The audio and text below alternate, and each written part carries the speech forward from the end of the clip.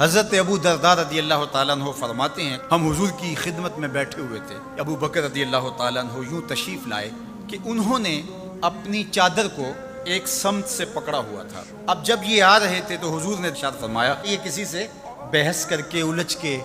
اس کا کوئی مسئلہ ہو گیا، یہ آ رہا ہے۔ تو کہا حضور میرا معاملہ یہ ہوا کہ حضرت عمر سے میری شکر رنجی ہو گئی اور میرے سے کوئی ایسی بات نکل گئی زبان سے کہ میں نے بعد میں سوچا کہ نہیں کہنی چاہیے تھی، میں نے معذرت کی لیکن انہوں نے میری معذرت قبول نہیں کی، تو میں وہاں سے اٹھا اور آپ کے پاس آ گیا۔ حضور نے فرمایا ابو بکر اللہ تجھے معاف کرے۔ یہ بات حضور نے 3 مرتبہ کہی۔ اچھا یہ تو کہہ کے حضور کی خدمت میں آ گئے، پھر حضرت عمر نے سوچا کہ ابو بکر ہیں اور جلیل القدر صحابی ہیں، تو اگر ان سے کوئی بات ہو بھی گئی تو انہوں نے معذرت کی تو میں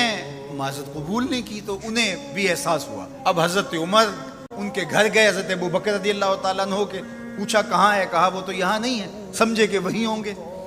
تو وہ بھی پیچھے آ گئے اور انہوں نے بھی آ کے سلام پیش کیا۔ حضور کے چہرے پہ جلال تھا۔ حضرت ابو بکر رضی اللہ تعالیٰ عنہ پریشان ہو گئے کہ حضرت عمر رضی اللہ تعالیٰ عنہ پہ کوئی عذاب نازل نہ ہو جائے، تو ان کے دل میں نرمی پیدا ہوئی۔ انہوں نے خود اپنی پنڈلیاں بچھا کے گھٹنوں کے بل کھڑے ہو کر کے ہاتھ جوڑ کے بندہ نواز کی بارگاہ میں عرض کیا حضور میں نے ہی ان سے کچھ کہا تھا، تو 2 مرتبہ حضور کی خدمت میں انہوں نے عرض کی۔ حضور صحابہ سے مخاطب ہوئے، ان میں حضرت عمر بھی تھے۔ فرمایا میرے اللہ نے مجھے حق کے ساتھ مبعوث کیا، جب میں نے دین کا پیغام تمہیں دیا تو کوئی دلیل مانگنے لگا، کوئی انکار کرنے لگا، لیکن یہ ابو بکر تھے، جب میں نے ان کو کہا کہ میں اللہ کا رسول ہوں تو انہوں نے کہا جانو دل سے مانتا ہوں،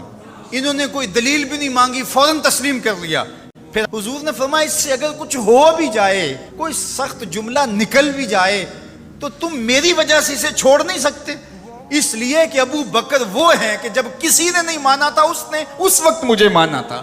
اور نہ مال دیکھا، نہ جان دیکھی، نہ اولاد دیکھی، سب کچھ قربان کر دیا۔ تو آج اگر کوئی جملہ سخت زبان سے نکل گیا ہے تو میری وجہ سے بھلا تم اس کو چھوڑ نہیں سکتے ہو۔ تو میرے اور آپ کے آقا و مولا نے اہل بیت کے بارے میں بھی کہا کہ میری وجہ سے ان سے محبت کرو، اور اصحاب رسول کے حوالے سے بھی کہا